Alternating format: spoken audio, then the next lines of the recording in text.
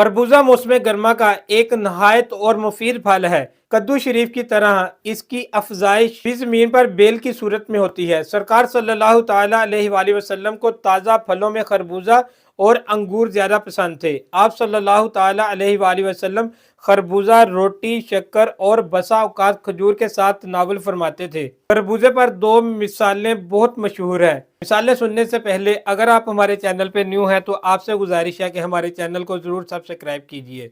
खरबूजा छुरी पर गिरे या छुरी खरबूजे पर, नुकसान खरबूजे का ही है, यानी कमजोर की तरह शामत है। और खरबूजे को देखकर खरबूजा रंग पकड़ता है, यानी सोहबत का असर होता है।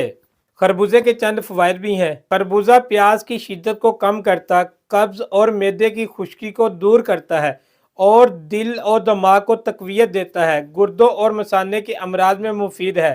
खरबूजा सर की खुश्की और खारिश को भी दूर भगाता है, जिस्म की गांठें गलाता है, खूब पेशाब लाता है, मसाने की पतरी से निजात दिलाता है। हामिला औरत अगर बकसरत खरबूजा खाए तो औलाद हसीन और सेहतमंद होगी। खरबूजे के छिलके का सफूफ यानी पाउडर सब्जियों को जल्द गलाने और आटे में खमीर लाने के लिए इस्तेमाल किया जाता है।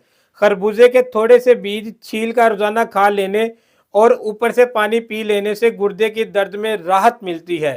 बाज हकीम के नज़दीक खरबूजा नहारे मुंह यानी खाली पेट खाना नुकसानदेह है।